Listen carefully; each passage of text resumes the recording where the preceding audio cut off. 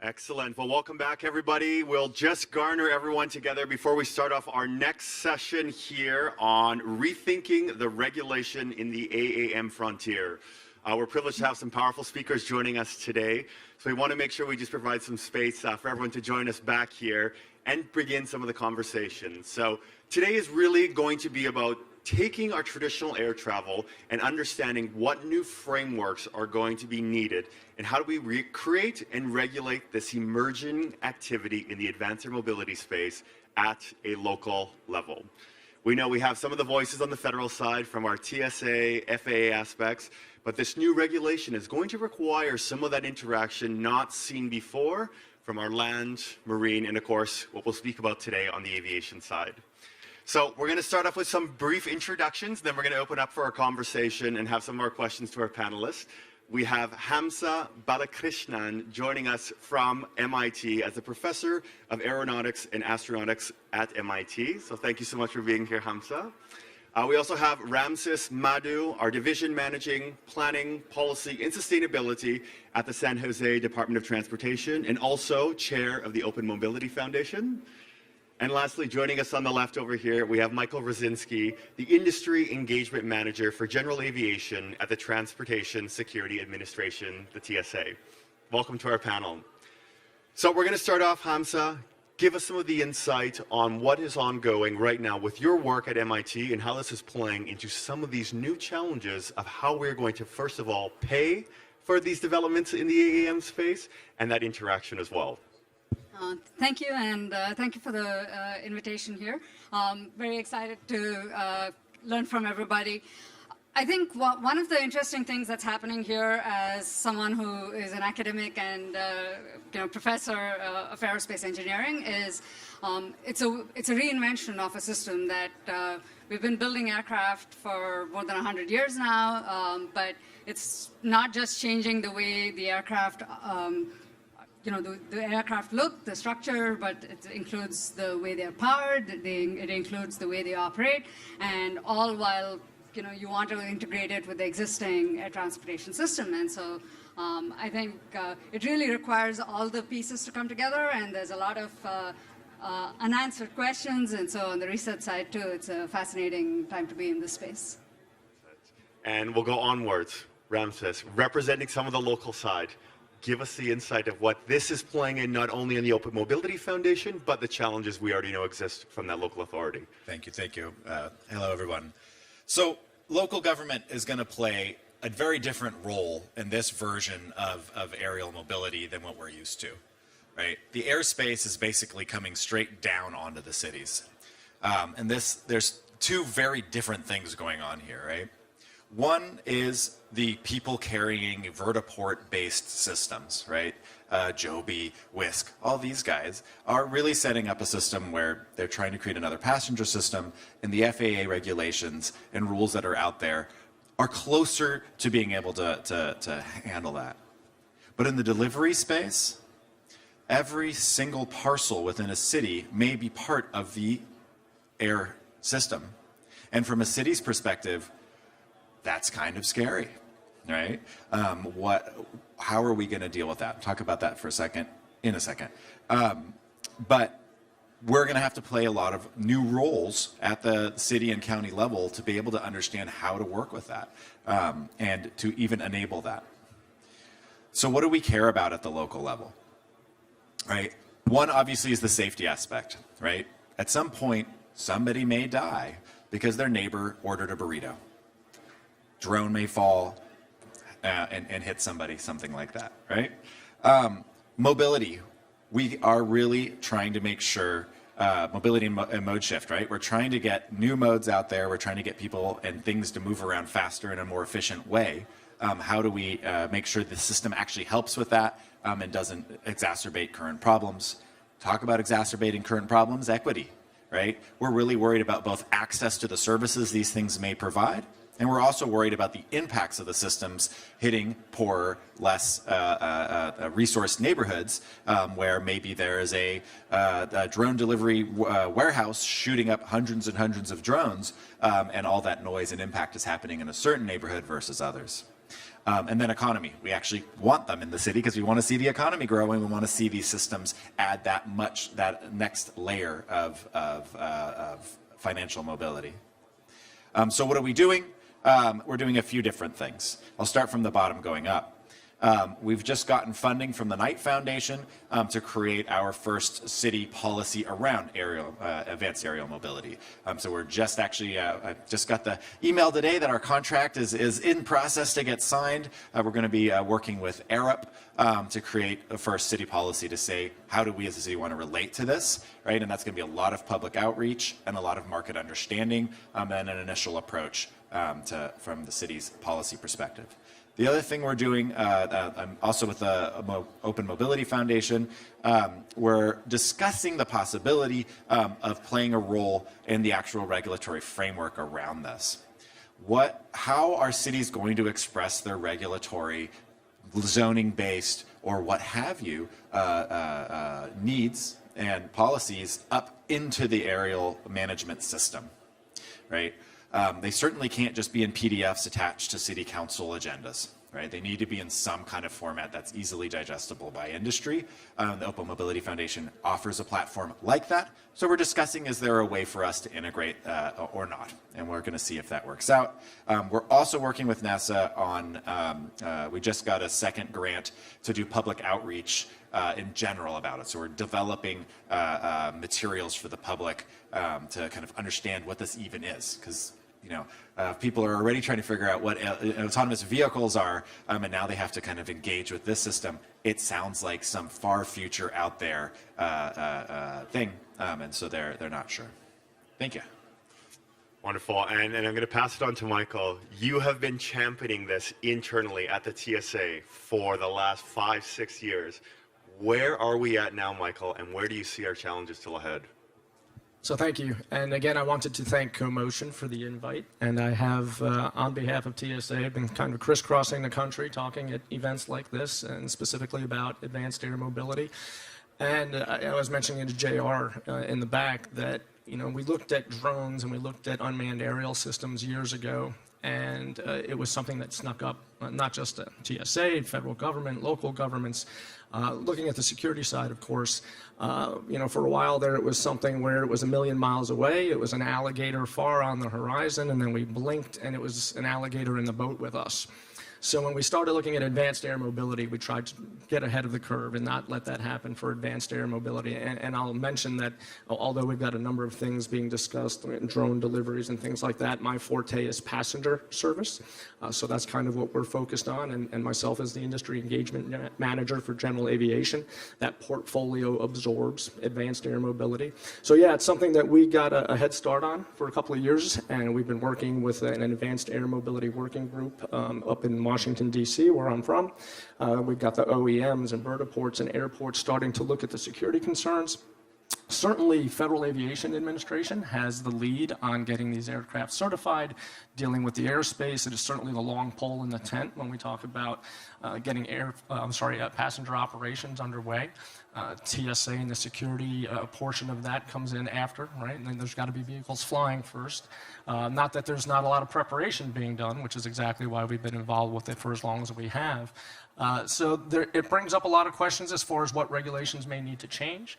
I will tell you just at the outset, with most of the vehicles we see in the advanced air mobility space, they fall beneath thresholds that are typically regulated by TSA. So if they were to be certified tomorrow, depending on the operations they would have, if they weren't bringing passengers into a traditional commercial airport like anybody here's flown and gone through the TSA checkpoint, there are airports around the country, thousands of airports around the country on the general aviation side that don't have those same regulations. So there's the potential that the industry, the OEMs, the vertiports, wouldn't even have any TSA regulations on day one. Having said that, they've come to us in the early stages because they want security. It's a concern for them, obviously, even if it's not mandated by the government. We talked about burrito death, clearly. That's a little out of my wheelhouse, but It's a very good point. The concern is the same, that from a security perspective, even if it's not mandated at the level of operations that begin, they have a concern about public acceptance, okay? And whether it's a drone delivery situation or a security situation, it behooves the operators, everybody in the industry, but the operators, the OEMs, the vertiports, to look at security as well. So we've been working that now for quite some time. And we're going to work our way back. So, Ramdas, we're going to go back on this, the Open Mobility Foundation. So, I'm a city across, be it US or Canada. Why is the Open Mobility Foundation, this new MDS 2.0, important for me in this new advancing aviation space? Yeah, so it wouldn't be MDS. It would be maybe an extension of it or maybe a new standard, right? And why would we want something like this? Now, it may be interesting to the passenger systems. It's most certainly going to be interesting to the delivery systems.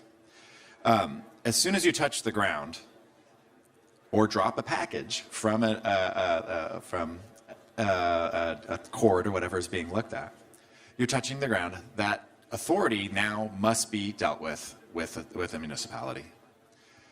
And if we don't have a standard language in which municipal codes and regulations are expressed, you're now having to retranslate everything, right? Also, this is very new for cities. I mean, San Jose has its own airport, and the airport is sending me, the head planner for DOT, out to figure this stuff out.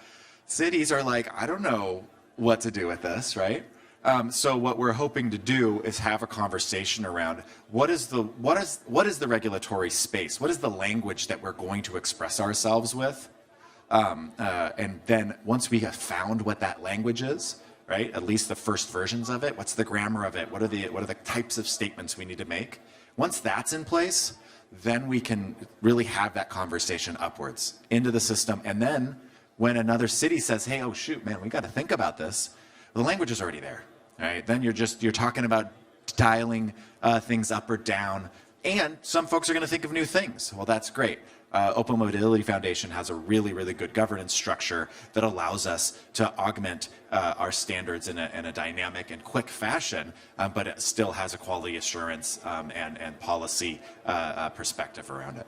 And I think that's the important part we got to realize too. What CoMotion does is bringing not only the aviation side together, but also those lessons learned coming out of our micromobility, coming out of our ground, and of course our marine transportation developments as well. So wonderful. And Hamza, let's bring this to the national side. The incredible engagement that academia already has with NASA on some of the challenges and leaning into that, knowing industry is a great partner, but we need that academic and, of course, the NASA aspect as well. Can you give us some of the insight on the developments coming from your profile with MIT? Sure. So I think one of the questions is really to build on what Ramses said.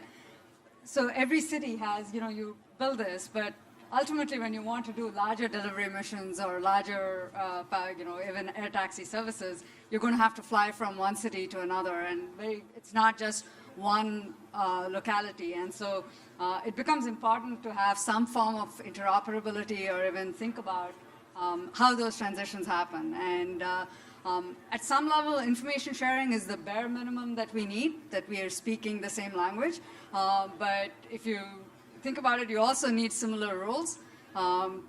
So, from state to state, for example, the rules of the road can vary slightly, but mostly, if you take the US, you drive on the same side of the road.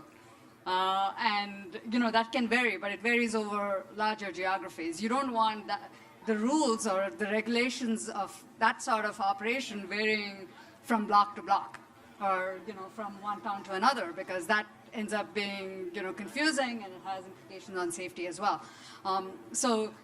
In terms of actually designing the system, it's also important while you're thinking about the minimum needs that you need to have at the local level, which is the building blocks.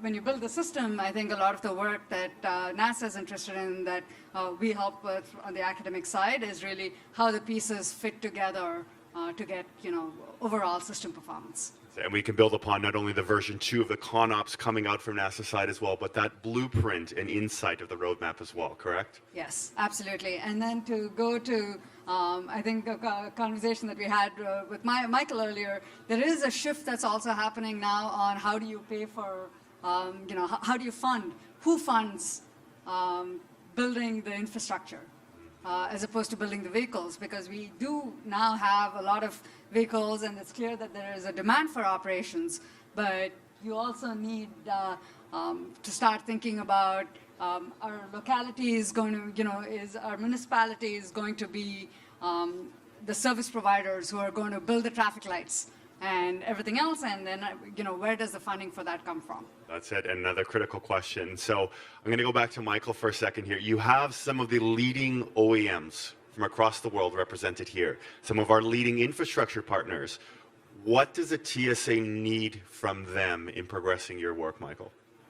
That's a great question. I can say that when we first started the working groups, for example, up in Washington, D.C., a big part of that was to educate the OEMs. There's a lot of folks that are coming into the aviation industry that perhaps did not have your traditional major airline experience, right? So we spent a lot of time working with the OEMs, the operators, the vertiports to make them understand the regulatory landscape as it exists today, and excuse me, depending on what their operation would be, how they fit into that.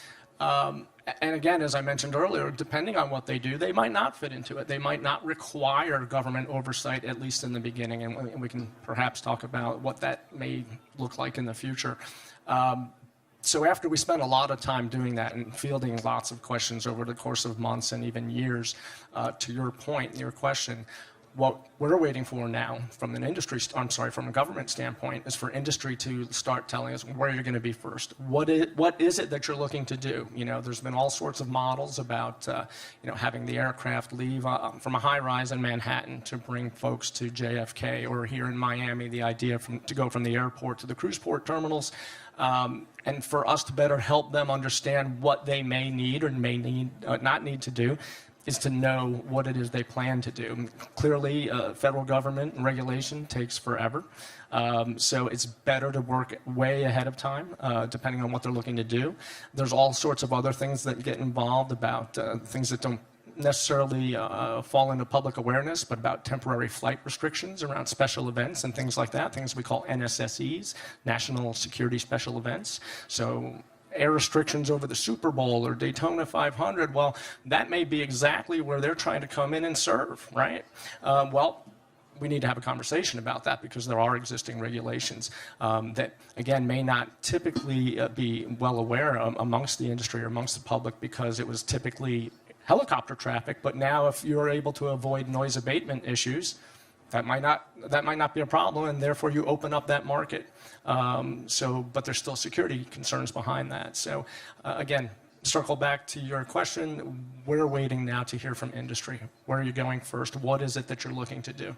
That's it. And we'll just bring the awareness that not only does Michael's work extend across the U.S., but also the participation up in Montreal at ICAO on some of the international standards, how these similar challenges are being tackled, of course, at setting that bar globally so it can be applied in when we get to those Pacific, transcontinental, and of course, cross-border operations as well. Ramses, back down to the local level.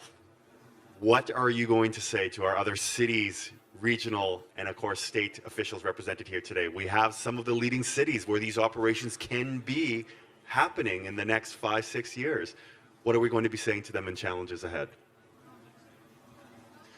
Yeah, so challenges ahead. I mean, I kind of laid it out a little bit in the slide, right? But the basic problem here is every single house, every single building is now part of the system. And how are we going to work together to make that possible, right? It can't be the FAA just kind of saying, this is what's going to happen. Because that doesn't work anymore when you're talking about every single parcel. It's no longer an airspace that's highly controlled in a very specific space like an airport. Vertiports might be a little bit like that, but the value of this whole system is that it's more distributed. The whole value of these vehicles, even in the passenger space, is that they're more distributed. And that more distributedness creates more regulatory interaction. right? And we need to be working now to disambiguate that, to create a language in which the local policies are not just being run over, right? The FAA is notoriously kind of way up there, right? And not very good about interacting with local jurisdictions because they don't need to, right? In the current space very much. This is the airspace literally coming down everywhere. What are we going to do about that? And we hear the common lack of engagement excuses are not enough time, not enough money, too many things in my profile. Where do we begin to get cities to engage on conversations like that? Yeah, that's a really good question. And so I don't know if you know Yolanka Wolf from CAMI, Community Air Mobility Initiative, really important organization in North America. That organization has brought a lot of folks together and educated us on what the actual issues are. So that's a really good forum where folks are starting to learn. So why do I bring that up? One, most folks in the local jurisdictions know zilch about what's going on with this, right? It seems far away, but the alligator's in the boat. And so how are we going to get folks to actually know what's happening, right? Two, we don't have resources. I'm kind of a hyper energetic person, and I'm always trying to figure out how to get involved in the next thing, and I kind of find an extra way to do that. Most cities don't have a person or a position that allows for these kinds of things, right? And so how are we going to get more cities involved in this conversation? And then how are we going to create that language, right? And that's where the Open Mobility Foundation may come in. We're trying to set up that conversation, right? How are we even going to express ourselves? And we need to have workshops on that, right? Not just what's the FAA going to say, but we really need to have these knowledge building and regulatory expressions upward. We need to really have those conversations ASAP, right? We already have Walmart and Drone Up with millions of people within their service areas in America already. That's already a business model that's happening. And most of us cities are like, okay, well, that's coming, I guess, right? And so we really need to get in there quickly. So resources and knowledge. And on the knowledge side, we've been able to share the CAMI resources for both the public, state, and provincial employees to raise their knowledge and awareness on advanced air mobility through some of the programs offered by CAMI. So I can speak to that, not only testing it ourselves, but sharing it within the Canadian ecosystem. And also that's how we connected initially on the San Jose side as well. Excellent. And so, Hamza, going back to what keeps you up at night, and looking at the challenges at MIT, the leading academic institution, partnered with NASA on some of these challenges. Speak to that. Sure. I think what keeps me and my colleagues and students up at night is what Ramsey's referred to, which is the business models on the delivery side especially are here. We don't have the policies or the regulation or the infrastructure set up to support something that's already out there. I think it's worth acknowledging that there is also a lot of skepticism about whether, one of the reasons why, people are not so sure this will happen is they want someone to show that you can actually succeed in doing this and have a large-scale deployment of multiple operators in a locality who can be profitable in order to do this, right? And so it's a chicken and egg thing where you need the system built in order for people to actually have economically viable businesses off that. But then, you don't want to start the business unless you have the system set up. So I think that's a challenge for everybody. I also want to say that we shouldn't discount the potential in places that we don't think the demand is there. So not necessarily the bigger cities with the millions of people. This is a way to actually provide services to places that we're not able to reach effectively using ground transportation. And I think aviation historically and general aviation has been the reason why the system's developed, and it's an opportunity for advanced air mobility as well, to be looking at places where we want to stimulate the economy and think about what we could be doing with the AAM technologies and not try to see where we actually have millions of people who are wealthy enough to afford the services, but instead, the equity part of it where use this to try to see whether you can actually reach people who otherwise would not be served. That's it, and critically important on that. I just want to be aware of the time, and we want to prep for the audience. If there's any questions coming up, we'll have some space at the end, but we're going to open up for kind of one round the panel question. One of the biggest things as we develop this new advanced air mobility industry are who are the champions, who are the ones that we look up to in our own roles from academia, DOTs, and of course TSA side. Let's take some time and just think about those individuals that we need to bring awareness to that are also doing great work in this space that need to be part of the conversation. Michael, I'm going to start on your side. We can work our way down. Sure, we were discussing earlier, there's a White House mandated DOT working group on advanced air mobility that just started this year. And I sit on that with others from TSA, but it's every federal agency across the federal government. And so it's not just from a regulatory standpoint, TSA and FAA as an example, but you've got agencies like the Department of Interior that was there at the first meeting, the idea that they may be an end user, use AAM vehicles to help spot forest fires in the national park system. Veterans Affairs was there talking about using AAM for medical reasons and transporting organs and things like that. So there is a federal agency-wide effort to look at AAM and, again, not just from the regulatory standpoint, and the mission there is to get a national framework, a national strategy for how the federal government will work with AAM as it comes forward in the future. So I think that was a great first step, and we are heavily involved with that.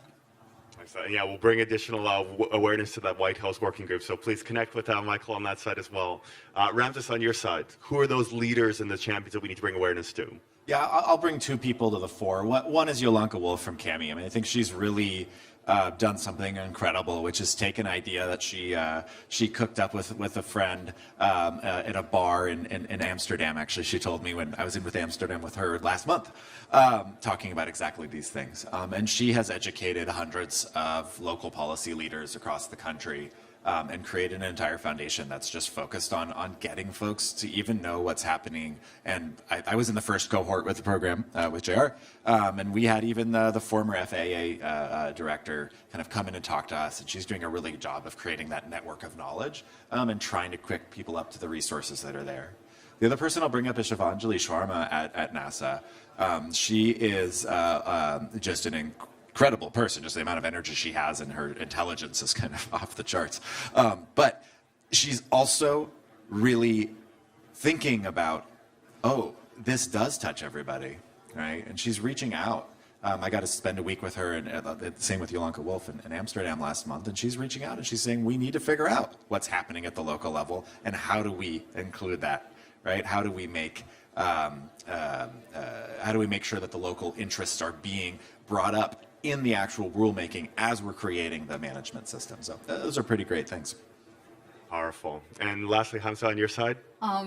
I was going to say, so Shivanjali, you mentioned, but I think NASA as a whole in the US has been, when it comes to bringing academic research and getting universities to think about it, and getting universities to also work with stakeholders and local governments and the FAA, bringing that together. I think NASA has done a remarkable job in just making sure that people realize that it's bigger. So, an example would be they have these programs called University Leadership Initiatives, and it's not one school, it's multiple schools. You have to put together a team. You need to have people from industry. You need to have a technology recipient panel. So, thinking through basically the transition process from what's in a lab to what is operational, I think, overall, you have to give credit to them. Wonderful. So we're going to start inviting some questions up to the microphones. And so I'll just bring the last piece of awareness that the other thing that we've been leaning into on the Canadian side is how are we starting to create connections with our existing aerospace organizations, such as the Airline Pilots Association. We're creating that space for information, education, and awareness before the conflict comes on this autonomy aspect, on the training for sustainable aircraft. this has been a space where if you can create some discourse initially and start leaning into those engagements, we see the tension coming from single pilot operations across the world and how that's impacting us, yes, here in North America and on the European side, but this is the start to those long-term building relationships as well. So I just wanted to bring the awareness on ALPA as one of the good organizations to continue to engage with. Wonderful. So we have our panelists still available. We'll invite anybody up for the mics, and if not, we've got a couple more questions here, but the mics are available for questions to our panelists. Katie Glenn from Siemens Smart Infrastructure, and all due respect to our gentleman friend from TSA, wondering why we're referring to advanced air mobility as the alligator in the boat. I'm sensitive to the idea that as we're reaching our stakeholders and messaging about this new technology, that maybe we want to call it clean transportation, or, decongesting vehicles, or whatever you want to say, but I respectfully, I know you were using it as a term. No, I've got a good answer. Please. And I used to work in airport security, so I kind of know what your mindset is, but please go right ahead. Yeah, no, the idea was, or the analogy was that in drones and UAS, it was something that I won't say was largely ignored, but perhaps underestimated in how fast it would come. So when I say the alligator in the boat, it's the concern that, not that it's a bad thing at all, it's the lack of preparation that's a bad thing. As JR mentioned, I think we're looking at it as, hey, we can see there's a lot of good business opportunity. There's a lot of things in the realm of the possible. The alligator in the boat is not preparing for it and working with industry and the vertiports and the OEMs to try and establish what it is they want to do. Because if, like I said, they want to work tomorrow, FAA were to certify them tomorrow, and then they say, hey, great, and then we want to land on the field at the Super Bowl. Not just TSA, Secret Service, all sorts of federal agencies, local law enforcement have issues with that. So that, when I say the alligator at the boat, it's the lack of preparation on our part to ignore it until it's right there and they want to do business tomorrow. So that's that. I want to add a little bit to that, though. I don't think the industry has proven itself that the value is there yet from the municipal level. Maybe. More sound, more objects flying above a city. There's a lot of negativity in this industry as well. And we got to deal with both. Got to deal with both. Respectfully, again, and I know how other people want to ask a question. This came up at an AAM workshop that I attended recently with the OEMs. And the thought was, rather than talking about noise, why aren't we positioning it as the sound of clean transportation? I mean, the irony is we're trying to go after this clean air, clean transportation, a new era, and then we're beating ourselves up on the backside of it by not really positioning it. And again, I'm going after a detail here, but if we're all in favor of making this work, let's be mindful of how we're messaging to our stakeholders. That's all. Wonderful. And we got one question here, a lightning one down in the center, please. Oh, I just want to follow on her comment, which is that I am very involved in the conversation about it here in South Florida, and we're all really excited about it. We're not worried. I don't think you're going to see the same kind of not in my backyard reactions that you get with other heavier transportation uses. I think people do see it as a clean, relatively quieter alternative to what we face every day sitting in traffic. And I think you're going to see it welcomed here at least, and not have those kinds of reactions. There you go, OEMs. You've got it from the Miami resident themselves. So right there, opportunities for market launch. But just wanted to say thank you so much, Michael, Ramses, Hamza, for joining us today, giving us some of the insight, and to all the audience here as well. Please feel free to connect with our speakers. We do have the Industry AAM invite-only panel or workshop coming this afternoon, and of course, the booths available throughout the conference. So thank you so much, everyone.